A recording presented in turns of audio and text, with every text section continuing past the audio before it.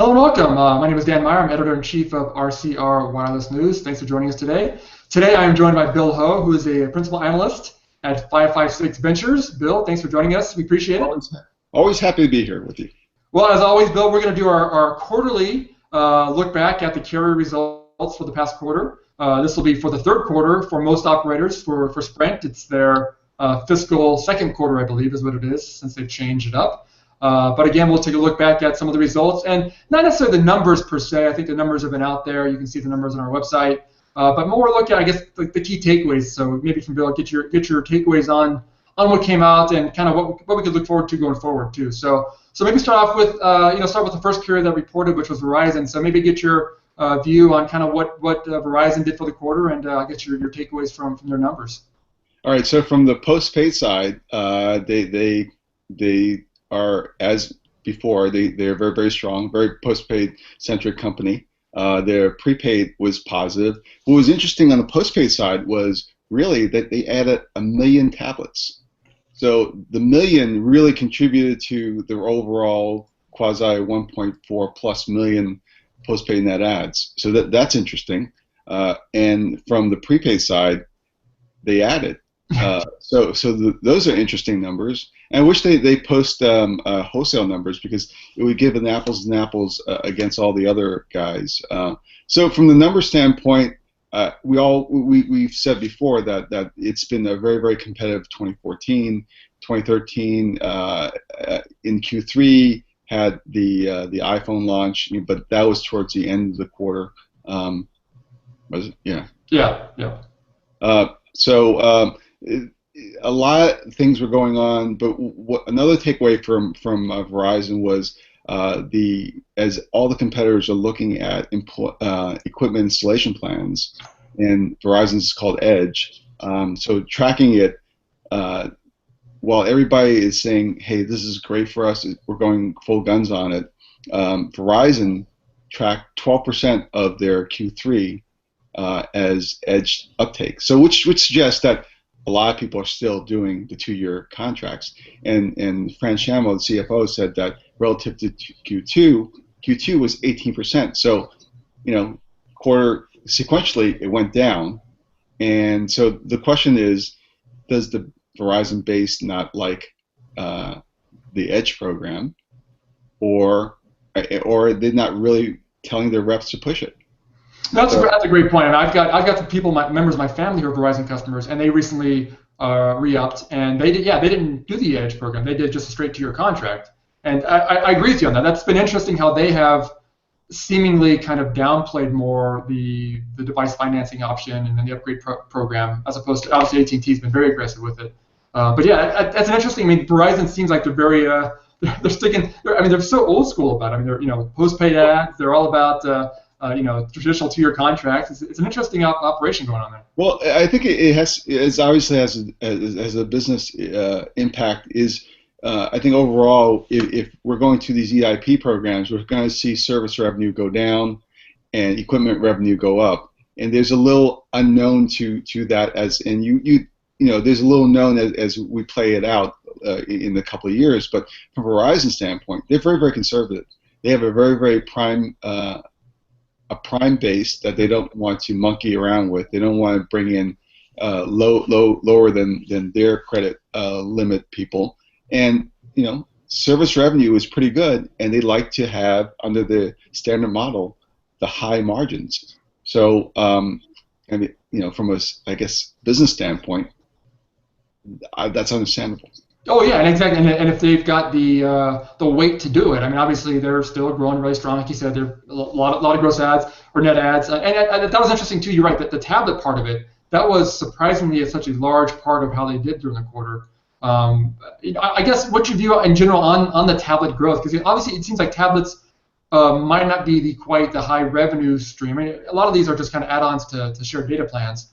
But what's your general view, I guess, on how the tablet additions are rolling across the industry? Well, tablets, I think, if they're part of an existing account, if you listen to everybody, adding it would be increasing ARPU, and then the consumption of a tablet is greater than the data consumption is greater than a smartphone. Therefore, in theory, it would increase the data bucket. levels as people are getting more comfortable with using all these things and just probably consuming videos and things like that. So that's what I think the industry party line is. But from a revenue contribution, it's not like a standalone smartphone, right? It's giving you additional $15, $10 a tablet versus a standalone smartphone. So to your point, it's less revenue producing as an add-on. But on the other side, if you listen to the execs, it's another element to reduce churn. Yeah, yeah, and like you said too, it is driving probably maybe customers looking at the next data bucket, larger data bucket, moving up that way. So it might be only $10 for the device to add it, but if a customer then moves up $20 in the rate plan, that's $30 right there. Which that's I guess you look at a little more positive that way too. So. Yeah, so it's a balance. I guess it's individually how everybody wants it. Yeah. You want to keep that customer for a long time. You don't want to churn. Maybe a $10-$20 uplift for an account it's okay. It's better than a new guy coming in at $40 to $70. But at the same time, you don't want to reacquire that customer and lose that customer. Yeah, exactly. It's very low acquisition cost, and it's just an easy way to go. So, well, good. Well, that's good on Verizon. Again, they've just kind of been steamrolling along. Again, very consistent, high margins as always. That's always the big thing. Well, maybe touch a bit on AT&T now. Again, they had a pretty solid quarter as well. Margins not quite as high, but again, they are kind of seeing a little bit more uptake in their next program, which is their EIP program. So, I guess what was your general view of what's your takeaway from AT&T's results? I think from AT&T, they're going all full guns and pushing next. And I think that their view is to move everybody towards the new plans, away from the legacy plans. Of course, the people who are in the legacy plans are probably the unlimited people who are kind of want to be grandfathered for a long time. But that's another long story there. Yeah, the cold dead finger people. Yes, exactly. So from I guess it's a balanced view on what they did for tablets and phone. I think if you look at purely phone, they didn't do as well as Verizon and T-Mobile looking ahead. And the tablets were in the mid 400 range. So they did tablets as well. They're not really overly aggressive on it. But what I get from it is they are full guns into driving. Not necessarily net ads, because it came up in the conversation with some execs that they're looking at profitability, and so profitability means to take out that subsidy in the 2-year contract model. They still offer it because there's still a base that still wants that, but I think more often than not, if you go visit an AT&T retail store, they'll be pushing next installments and pricing. With the thought that you get more, you save money going that way rather than a 2-year contract. Yeah, that makes sense. And I think it does seem like too they are very aggressive on the I guess the wholesale or the machine-to-machine front. I mean, like you said, Verizon hasn't really announced. They don't really release numbers on their wholesale figures. Where AT&T, they seem like they're doing pretty aggressively, going after the telematics market and different things like that. So they, at least are showing a lot of aggression on that side of the business. Well, they've been doing it for many times, and Glenn Laurie started that whole practice many years ago. And if you take a look at quarter over quarter or year over year, that segment has contributed and really at times saved their bacon a lot, because they just continue to generate a whole lot of stuff. Yeah. So net ads, I mean. Yeah. Is there a concern from them on the prepaid side? Because obviously, they picked up Leap, kind of relaunched Cricket as their main prepaid brand. Over the past 2 quarters, it seems like they've been hemorrhaging some customers there, which they've kind of, noted have been just because, upgrading and customers have to, transition from CDMA to GSM for their devices or LTE. You're going to get some churn through that. Is there a concern yet that their integration of, I guess, that Leap Cricket market has been maybe a little bit slower than expected? I don't know about slower, because we don't know what the targets are, right? So Sure. what they've been saying, I just came back from a conference, and their execs say that they're on plan. They want to migrate, obviously, them off the old CDMA network and retire them. They acquired a company, Leap, that was bleeding customers quarter over quarter for at least 3 or 4 quarters, right? Yeah. They were continuous losses. It's a matter of how fast they stop that, and for them, it's about distribution and building out more distribution centers, points of distribution, and getting people quickly on it. And I think that's to some extent why they did GameStop. It was something already built in, as opposed to building a new store and then just train GameStop employees to sell cricket. Yeah, that's a good point. They've been very aggressive on trying to expanding their point of presence on those. That's for sure. I mean, like you said, the GameStop deal, they've been making announcements all the time about new markets that they're launching stores in. So yeah, that's been a pretty big. So you're right. I guess that makes sense that they are. It is a process, and obviously, like you said, Leap was not operating very well before their acquisition. So yeah, it's a bit of a track that they're turning around, but hopefully they get that part worked out too. I think it'll be interesting. At least, I mean, we'll talk about this later. But for 15, for what the prepaid battle will shape up in, and I see it as in just to go off on a tangent, by the way. I like tangents; they're good. Boost, Cricket, Metro, and TracFones. All the other brands within TracFone. Yeah, really going to be interesting in 15. Yeah, I mean, that's good. Yeah, that's a good point there. Well, let's move then, I guess, to T-Mobile. And I guess you can kind of, I guess, segue could be the Metro PCS part of their business has been doing a little bit better on the integration aspects there. But T-Mobile in general, again, had another pretty big quarter. I mean, I know they were talking. Their CEO, I think, announced in August that they had, or September, they had a great, some record quarters of gross ads or record months of gross ads. So I guess the numbers weren't much of a surprise, but still. Here we are a year and a half, I guess, into their Un-carrier initiative, and it's still, still pretty good momentum, looks like, for them. Yeah, it just from a prepaid side, they were 411,000. So I mean, I have to throw out a number there just to give an order of magnitude. Yeah. AT&T through the Cricket and other prepaid, they lost 140,000. So T-Mobile 411,000 up, AT&T 140,000 down, Sprint. Going ahead, Sprint 35,000 up, and Verizon 9,000 up. Yeah. So they kind of dwarfed the competition in prepaid net ads. They're the largest prepaid carrier in the country. They've even said it now. They surpassed. Yeah, they edge Sprint. But Sprint's still up there, but I guess from the numbers standpoint, they're really doing well. And I would think that a majority of it is Metro, just doing really well in their expansion. Yeah. Well, I guess on the postpaid numbers then for T-Mobile as well. I mean, again, another big quarter for them.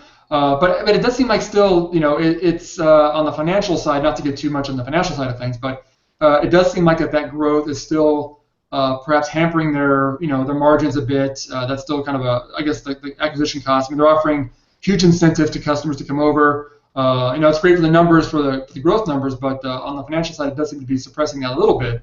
Is there will it become a point for T-Mobile where they kind of have to maybe make that switch and perhaps not rely so much on an incentive to get customers, or what's kind of their future looking like for growth? I think that it was telling. So you and I go way back, and we always knew that T-Mobile was the least cost carrier.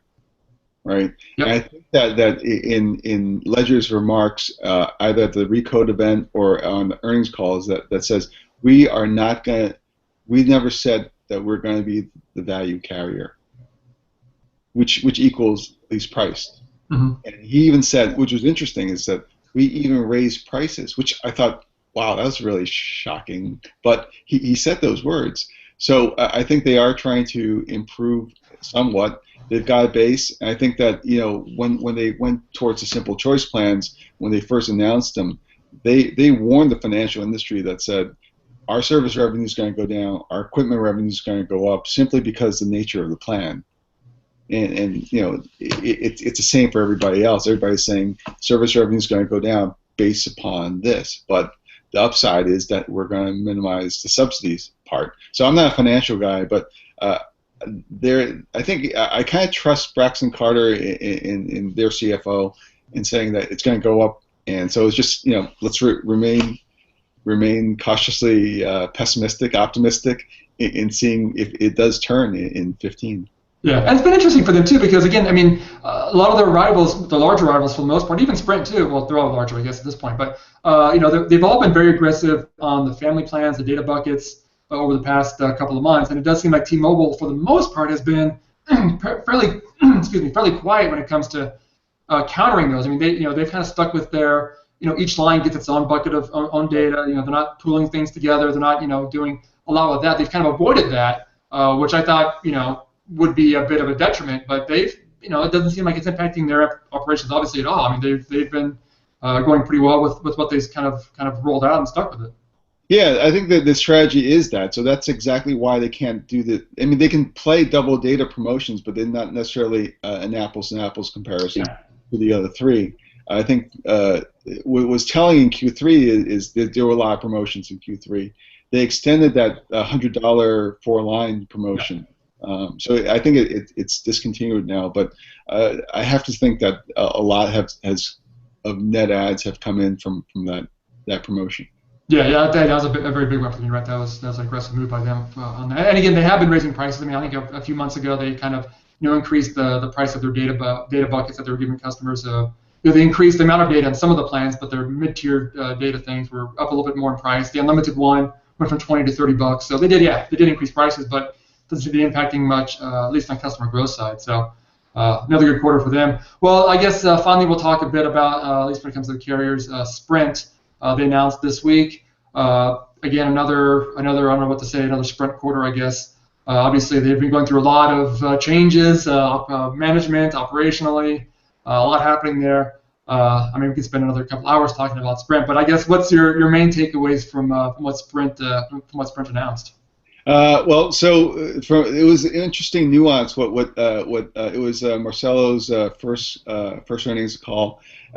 Throughout the whole call, they sprinkled in, well, I've been in the first 85 days of my tenure, right? So I think that was kind of like, look, just look forward. There's stuff that happened to us in July before I came in. I started making moves, and to his credit, he was making moves. So there was a couple things. Something that we talked about before is that he mentioned that there were subprime or not the prime levels that he expected. So he made some changes in the first days. And just to recap what he did in Q3, I think he did a lot of things. He got rid of family. He did the family share plan, which competed head-to-head against Verizon and AT&T. In doing so, he had an apples-to-apples comparison. He doubled the data, so therefore, from a simplicity standpoint, would give you more value. And what's interesting is in previous go-rounds, a lot of color, a lot of purples and greens. Now it's standard black and gold. We're all business, and they said we're going to position ourselves as the value leader in the industry. So I think that portends a lot of things for the future. But again, he made a lot of moves, including the iPhone. Went heavy on the iPhone, specifically iPhone leasing plan. So that's something that gives them differentiation. And they talk about keywords about total cost of ownership for someone. And so leasing has been doing well for them as they exit Q3. Yeah, it was good that at least when he came in, they have been very aggressive the past couple of months when it comes to lease pricing. I mean, obviously the first 6 months of the year they were very quiet. I mean, again, they did family at the beginning of the year, which was a bit of a dud, it seemed like, and they just kind of seemed to list a little bit there for the first few months, and finally he came in. Right, they have been very aggressive on pricing. The iPhone for Life plan, like you said, was a pretty aggressive move, a unique move that I think they needed to make at some point, make a statement of something new and not just follow. Again, the shared data bucket was a good move just because it did allow them to compare themselves, like you said, apples to apples with the larger rivals, and again, double the data, which is good. But to have something unique like the iPhone for Life thing, I thought was just good, just because it just provided them a unique standpoint in the market, as opposed to always just following or reacting to somebody else. Right. So another thing that I got was that they said we're going to be net ad positive. So we all know that they haven't been really net ad positive they have, because the wholesale guys, which posted really good numbers for them, had saved their bacon there. But they said that they were going to go less on tablets, as we said, lower revenue contribution, and go towards just more phones or smartphone ads. So the fact that they said that they were going to, that they were going to work on that for Q4 and then going forward, this just telegraphs what their intentions are from an aggressive standpoint. So I anticipate that in Q4 they're going to be being pretty aggressive, either whatever promotions there are, just to reassert and just tell the industry and the consumers that they are the value leader. Yeah, and it's been nice too. I mean, obviously, they've had some network issues in the past, and it seems like at least some of those have, kind of been rectified in some markets at least. And obviously, they've still got perhaps not the reach of some of their larger rivals, but they're at least getting their network a little better quality in some markets. That's been a big part for them. Because again, it's tough to kind of tout your service when your network is not able to handle the capacity. It does seem like with their Spark program, they've kind of scaled back a bit. They keep talking about focusing on 3 to 5 markets initially for that, which seems like to me at least seems like they're kind of backpedaling a little bit on. So I just have a couple of points on the network side. So what was interesting is that they had 100 million pop target. Yeah. And I think they said that they were at 92. So here we are in November. They're almost there. Okay, so they for all intents and purposes, I think we've been around the block that if a carrier says we're going to make a certain number of pop target, well, generally, except for Sprint maybe, they would make it. So the fact that they said 92 and our target is 100, we're almost there. So let's assume they're going to do it for 14. I think for 15, I think I had a conversation with one of the Sprint network execs a couple months back, and he said that the reason, I think the 3 to 5 market is basically deploying new technology. So from a network standpoint, they're deploying a 2x20, not to get geeky and everything, but that gives you basically a faster throughput. Yep. So in 15, they're going out with 3x20. So that means that they can offer capacity and speed. And it's not necessarily bleeding edge, but it's been lab tested and all such. So I think the 3 to 5 market is just to see what happens from a real world perspective, and then once they get a handle on that, they've got kind of the template and the guidebook for the rest of their build out, which they haven't said what it was going to be in 15. But to your point about CapEx, what was interesting was they originally said that they were going to spend $8 billion. Last quarter, they're going to drop it down to 7. Now that they're looking at in 2014 to be $6 billion to 6. So that's interesting too. Yeah, that's a big cut. I mean, that's a big cut in the numbers there. And I mean, obviously they have a lot of spectrum. They can do a lot with what they have, but it does seem like they need to make sure that they stay on top of getting this network rolled out. I mean, I guess my concern with their Spark rollout has always been, I mean, while in the markets where it's launched, they can definitely provide probably higher speeds than their rivals. I mean, they're saying more than 50 megabits per second, which would definitely be higher than everybody else can provide.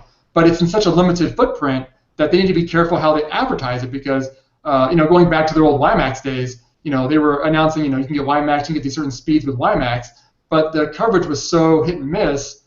Even in markets, I remember going to markets to test out WiMAX, and if I was in a hotel 10 stories above the street level, you got no service at all. And so, they'd be advertising these services that they could not deliver in the real world, which, if they're advertising Spark nationwide and it's only available in a select few areas, there could be some consumer backlash to what they're offering. So it's interesting. So while they have that WiMAX experience, another announcement that happened was the assertion of a technical chief operating officer from SoftBank, Mr. Miyakawa, yes, who supposedly has, and really it's the experience of deploying real world stuff in Japan, and bringing that over just to ensure stuff like that works, and not just work on WiMAX experience, because it's a different technology and different consumption patterns nowadays versus WiMAX days. Yeah. So that's the another interesting thing that happened, and I'm just looking forward to what they're going to do in 15 for deployment for 2.5. But I agree with you that I think I wrote about the fact that I think that they need to kind of step up their the deployment just because the competitive environment's so great. And just going back from a network standpoint, Yeah. T-Mobile announced that they were going to hit, they're going to go for 300 million pops. Right, so 300 million is kind of the watermark against the big guys, AT&T and Verizon. The fact that suggests, and I'm just suggesting, that there's going to be network parity, and that offsets the T-Mobile network as not covering a lot. So that's kind of the competitive landscape. If those three are doing that, and Sprint's kind of following slowly, then it just doesn't seem good. Yeah, it's gonna be a challenge. And obviously, they got the 800 megahertz spectrum from the rebanding, so they can at least get some coverage if they need to. But yeah, it'll be a challenge for them. Again, we could spend another couple hours on Sprint, but let's do, I guess, kind of maybe wrap up a bit. Just looking forward to perhaps Q4. We're almost to the middle of Q4 at this point. Obviously, the big holiday season is coming up in the next couple of weeks. I'm guessing there'll be some pretty aggressive moves there by the operators. There's always been aggressive moves already. But I guess what's your view on how Q4 is shaping up, and what do you expect to happen over the next couple of weeks? I think that from the base standpoint, I think everybody's saying we're going to get massive upgrades, and all roads lead to iPhone. Because iPhone has been really the driver for a lot of stuff in September, and it will continue to do so in Q4. Sorry. Q3. Yeah. So from that standpoint, a lot of things are shaping up. Yesterday, AT&T announced a new version of Next, so they can extend the payments over 30 months, and that means that you upgrade over 24 at the 2-year mark. So giving that flexibility allows people to see a lower monthly but longer commitment. Yeah. So from that option standpoint, that's interesting they did that. So from three carriers in general, they're going to go full guns on EIP, and simply because they said so in their earnings calls. So that's AT&T, T-Mobile, and Sprint.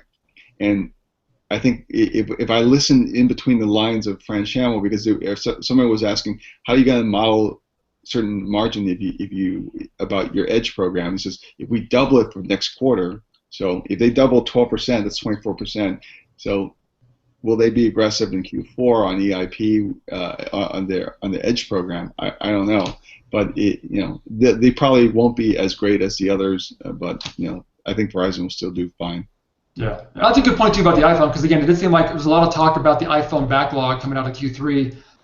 Consumers there was waits for all these devices. A lot of these weren't going to be delivered until into October, probably into November at some point too. So it does seem like you said, that's going to have a huge impact on these Q4 numbers, because that will just kind of be steamrolling out of the quarter. In the earnings call, it was said that they had 3.1 million. I think it was 3.1 million iPhone 3G users. Yeah. Verizon's network. So, wow, 3G. Those people are, it's retention for these guys, and so, like I said, iPhones is it. Yeah, it's still a big driver, and obviously for Sprint, and they've, like you said, they hooked a lot of their future on iPhone growth, and even T-Mobile. I mean, they talked about how iPhone was the biggest launch for them. They've only been carrying it for a year now, but still a big launch for them as well. So yeah, it does seem like iPhone is still kind of the device that kind of rocks everything at this point. I mean, everybody else has been rolling out new devices, the droids at Verizon and stuff like that, but it seems like those get very limited support for more than a couple of weeks, it seems, and it all kind of then falls back to the iPhone again. Yeah, I think from the promotion standpoint, everything should be locked down before Black Friday. So to some extent, that's why we're in early November now. That's why AT&T announced Next 24, right? So if anything's going to happen, it's in the next couple of weeks from a promotion basis. So anything that AT&T is extending their double data plan to the November 15th, right? So to some extent, that's it going into Black Friday and holiday selling, where everything happens for purchases. Yeah. I guess we could always be waiting for another Un-carrier announcement from T-Mobile at some point. I mean, they do seem to have a new one of those every couple of months. They might have something coming out new. You never know with them. And obviously Sprint, they've been aggressive so far, and I'm guessing with the numbers that they had coming out of Q3 that they'll want to make sure they stay somewhat aggressive too. So yeah, it could be an interesting Q4. I mean, I think we talked a little bit earlier. I mean, this is the aggressiveness we've seen over the past couple of months. We have not seen probably for 6-7 years. I mean, it was back in the days when we had 6 carriers, that we saw those kind of aggressive moves. And it seems like this year, especially the past couple of quarters, the aggressiveness has been something we haven't seen for a while. Yeah, it certainly pales in comparison to previous years. The fact that it just the number of promotions happening probably in Q3 and really early mid year is just tremendous. I mean, we've been around for a while, and again, it's too long. Someone said, but yeah. But no, you're right. And again, if Verizon and AT&T are coming out almost on a weekly basis with a new promotion, that just tells you how aggressive it is. Because those are two guys, especially with Verizon, who have traditionally been just sit back and kind of let the game come to them, as opposed to being out there being aggressive. Yeah, I was going to mention a final kind of an observation is that in the old days they would change plans structurally. Mm-hmm. Now these are just promotions. Promotions means that it's a call to action. There's a certain range of time that you can act on it, and it'll go back. So they're not in the long term changing the price, but there's a call to action, and I think that's changed for 14. That there's a lot more promotions happening without cannibalizing a rate structure long term. That's a great point. Yeah, you're right. Because that does seem like it's once you set kind of an end date to it, it does either get consumers to be a little more aggressive to actually make a move. But it also, it lets the carrier go back to what they had before. If the numbers are working out well for them, they can always go back. And again, AT&T, they extended their double data thing, so you can always make these little short-term moves if you need to. That's a good point. You're right. It does allow them to be a little more flexible with how they're kind of targeting the market too. So. And I think, sorry, one more point. No, more tangents. We need more tangents. I like them. We were talking before the call of the quickness that everybody's reacting. In the old days, for those people who haven't been around, it took weeks for competitors to react. With it, now it's within a couple of days, or a day, even. I don't know if that's the case, but it's cut down tremendously on because it is, technical stuff has gotten easier, or back office systems have gotten a lot quicker, and the decision making and the competitive environment because of that and losing customers, the game's stepped up. Yeah, right. I mean, someone announced something on Friday, and by Monday, everybody else has responded to it. And again, not to get too technical, but it does seem like that the back office, the billing systems have been upgraded enough to where carriers can make these changes to rate plans in near real time now, and have it go across the whole organization. I mean, when Verizon was formed, they were at one point I remember them saying they had like 21 billing systems at one point. And when you have that much diversity in your billing system, you can't roll out a new rate plan. It takes just weeks and weeks and weeks for it to go through. But now they've kind of consolidated things. The back office stuff is much more efficient now. Some virtualization is creeping into there too. So it does seem like that they're able to, like I said, react within a day to a couple of days on these new rate plans. That has definitely changed the environment for sure. Well, and then the other interesting thing is, while all that can happen, you have to have the reps to train. So you don't want reps to understand, there's a change. I really? I didn't know. You don't want the customer to tell the rep about the change. Yeah. Yeah. So that's I think the challenge of speed. Yeah, that's probably you're right. That's probably the real bottleneck nowadays. Is just getting because again, the points of presence now there's so many of them out there to get these changes rolled out and spread out. I mean, sometimes the carriers will limit these initial promotions to their direct channels, maybe just online channels too. So they do kind of try to minimize, I guess, that impact to an extent. But you're right. That's probably the bottleneck going forward is just being able to get all their points of presence up to speed on these daily, weekly changes. So. Well, yeah. Not only changes is that even if it's an exclusive dealer, why the differentiation and the pitch. Yeah. And that's to some extent sometimes it's hard to understand. Other than hey, we're cheaper and we give you more data. I mean that's simplistic, right? But Yeah, yeah, that makes sense. Makes sense. Well, great. Well, hey, Bill, we definitely appreciate the insight again on the Q3 wrap up there. It's always great to talk to you, get some insight on the numbers. Obviously, numbers are a little boring after a while, so it's good to get some color on that. So we definitely appreciate the insight today. All right, always happy to be here. That sounds good. Thanks. Okay.